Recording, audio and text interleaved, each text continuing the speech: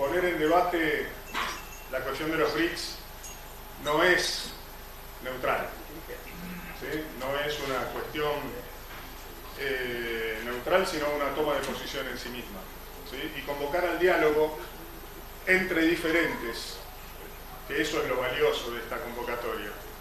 Convocar al diálogo entre diferentes en este tiempo de cancelaciones, de tweets y de agresiones es un detalle innovador, aunque parezca sencillo.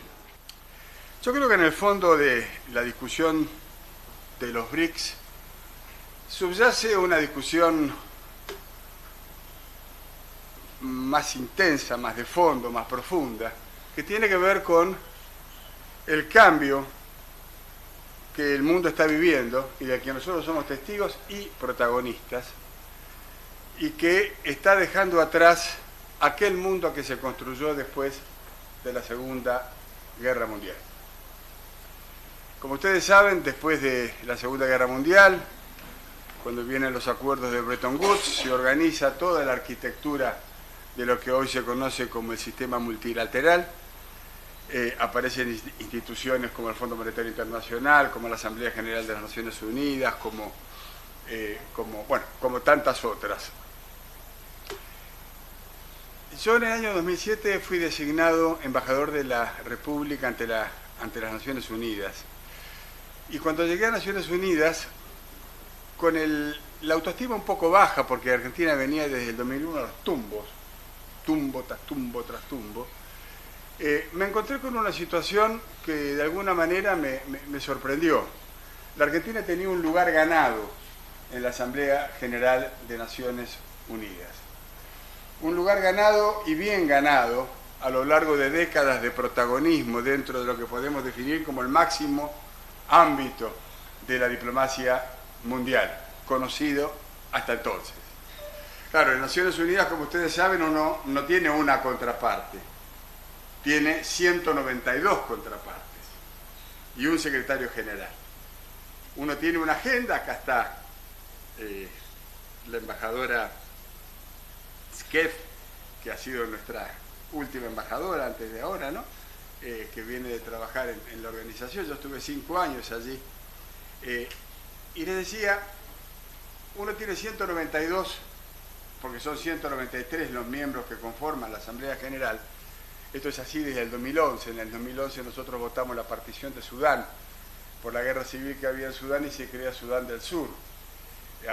En ese momento hubo que agregar una banca y desde entonces son 193 países miembros.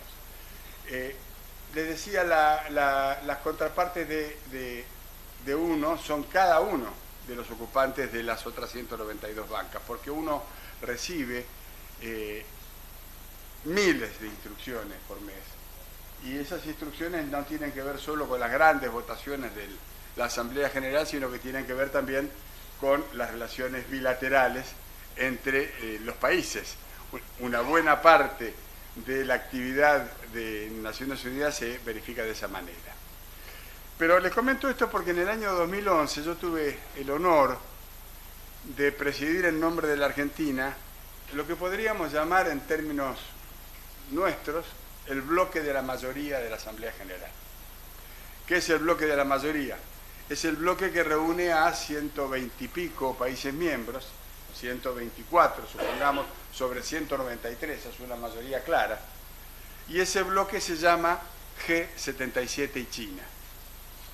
Ese bloque es indispensable para algunas de las grandes decisiones que toma la organización, pero que fundamentalmente expresa la división de la Asamblea General, que se divide entre economías o países desarrollados y países en desarrollo o en vías de desarrollo, o llamémoslo como mejor nos parezca. Los primeros son los que aportan el capital con el que se mueve la asamblea, la organización, y los segundos son los que aportan la masa crítica, la carne, digamos, de la organización, y juntos van llevándola adelante. Mientras estaba en Nueva York se produjo la crisis del 2007. La crisis del 2007, que terminó de eclosionar en el año 2008, llevó al gobierno de Estados Unidos, en ese momento el presidente era George W. Bush, a tomar una decisión que nunca antes se había tomado. En el año 1999, es decir, 10 años antes, como consecuencia de las crisis financieras que explotaron en los países de la periferia, estoy pensando en México, estoy pensando en Rusia, Turquía, los tigres asiáticos, Brasil. La década de los 90 es la década de las crisis financieras de la periferia.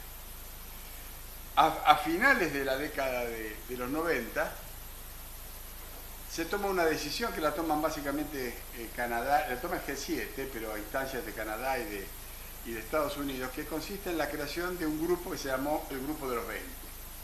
¿Para qué crear el Grupo de los 20? Porque los países desarrollados, los países del centro, o sea, la primera mitad de la descomposición que hacía de la Asamblea General, empiezan a temer que la explosión de crisis financieras en la periferia les llegue al centro. Y entonces dicen, vamos a incorporar a los que producen las crisis para mejor llevarlas adelante. Y caprichosamente eligen 20 actores, 20 países. Uno de esos 20 países es la Argentina. Podrían haber sido 114, o 12, o 46, pero fueron 20. Y es un número que ha quedado a lo largo de las décadas congelado, hasta que el año pasado, durante la presidencia del G20 de Brasil, se definió la incorporación de la Unión Africana como miembro pleno, de manera tal que técnicamente hoy sería un G21. Nos acompaña el Sherpa, precisamente a quien vamos a escuchar ahora de la Argentina en el G20, Federico Pinedo. Con Pinedo acabamos de llegar de Washington, de donde me traje este catarro. Había menos 16 contra 40, ¿no? Con Pinedo venimos de Washington de presentar un libro que desde nuestra fundación, que se llama Embajada Abierta, impulsamos, y que se llama El desafío de los países americanos en el G20. ¿Por qué? Porque nosotros estamos advirtiendo que el G20, que también se descompone en dos bandos, el bando de los países desarrollados y el resto del mundo, podríamos decir, está encontrando un momento de saturación. ¿Qué es lo que quiero decir con esto? Me parece que los esquemas, el esquema original,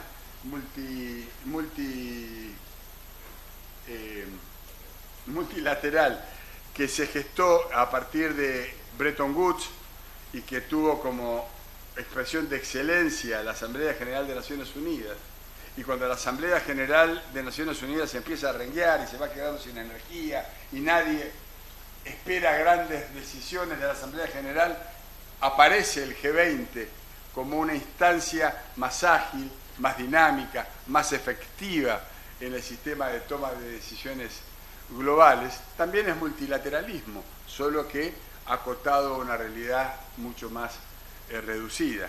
En los dos espacios hay una sensación de que lo hecho no alcanza. Estamos viviendo una etapa de intensa transición. Los chinos dirían, nos ha sido dado vivir un tiempo interesante, en donde la incertidumbre es la palabra que domina todo el escenario. Honestamente, yo me levanto todos los días cuando aprieto la tecla de los diarios para ver qué pasó, estoy seguro que me voy a encontrar con una sorpresa, con algo nuevo. Y en mi vida no fue así. En mi vida, desde que yo tengo memoria, más o menos el mundo transcurría, salvo eventos extraordinarios, transcurría mansamente, era más previsible.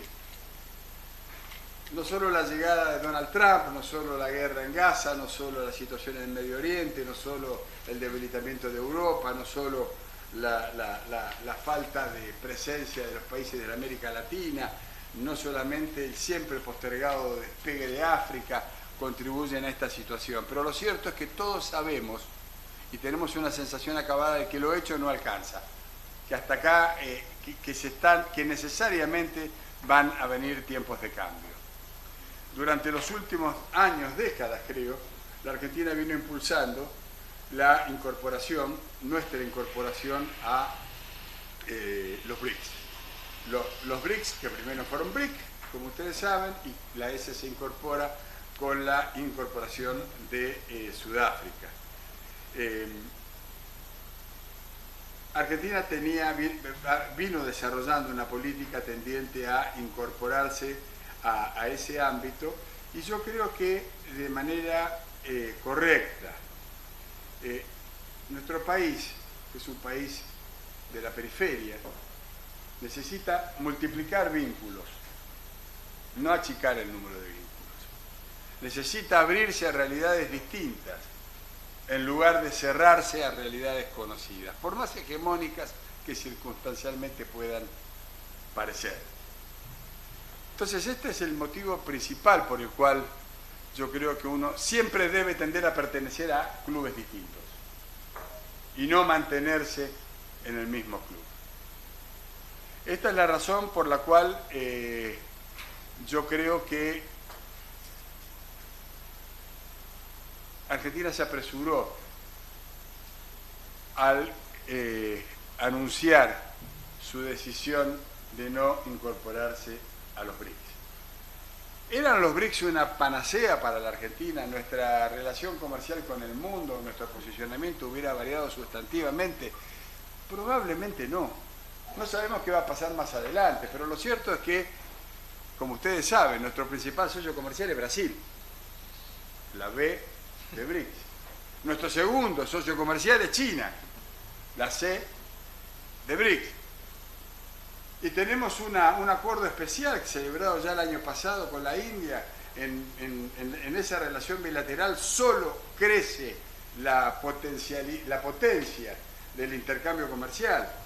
India en pocos años va a ser uno de nuestros principales, hoy es el quinto, pero en pocos años va a estar mucho más arriba y va a ser uno de nuestros tres principales socios económicos. De manera tal que los BRICS hubieran servido en la arena comercial, pero no con la magnitud que a veces tendemos a pensar. En cambio, al no habernos incorporado a los BRICS, supone de alguna manera haber tomado la decisión de reducir nuestro ámbito de relaciones y de encuadrarnos, esto ha sido dicho varias veces por el presidente de la República, encuadrarnos de modo automático y producto de una decisión unilateral, porque la verdad, yo vengo de vivir muchos años en Estados Unidos, me consta que nadie nos pidió tanto, encuadrarnos en una alianza que lidera lo que se expresa básicamente en los Estados Unidos y el Estado de Israel. ¿Puede traer beneficios eso? Sí, puede traer beneficios. Vamos a ver en las próximas semanas el resultado de la negociación con los fondos. Yo en cualquier escenario no me imagino que el Fondo Monetario esté en condiciones o en capacidad de soltarle la mano a la Argentina. Es el principal, por lejos, el principal deudor que el organismo tiene. Y eso no es porque ellos son malos, sino porque nosotros hemos sido absolutamente ineficientes a la hora de conducir el Estado. Y hemos sido administración tras administración, signo político tras signo político, solo profundizando esta situación de debilidad que ya casi se asemeja a la noción de irrelevancia en el plano internacional. Y para redondear estos conceptos me vuelvo a junio del 2007, cuando yo llego y estreno mi banca en la Asamblea General de Naciones Unidas. Créanme que yo empecé a percibir que la Argentina tenía un lugar ganado en la organización, que era tener un lugar ganado en la política internacional, que había décadas de trayectoria en la política internacional que nos habían dado no solamente varios premios Nobel, sino que marcábamos de alguna manera el rumbo de las discusiones. No exagero si digo que muchos colegas de otros países, sobre todo de la región, esperaban que hablara Argentina para hablar ellos, no porque fueran a decir lo mismo que nosotros, pero siempre era mejor decir que iba a decir Argentina porque Argentina tenía cosas para decir. Bueno, ese escenario se ha ido desdibujando graciosamente, marcadamente en los últimos años. Hasta ha habido debates en la prensa especializada internacional y en nuestro país respecto de si Argentina debía o no continuar siendo miembro del G20. Esto tiene que ver con esta sensación de intrascendencia que no solamente es de la Argentina, hay otros países de la región a los que les va mucho mejor de la Argentina, pero que forman parte de una región que también es crecientemente intrascendente. Esto lo digo con mucho dolor, obviamente, ¿no? Y lo digo sobre todo con la expectativa que de a pocos, entre todos, empecemos a encontrar algunas llaves que nos permitan abrir las puertas como para poder salir de esta encerrona.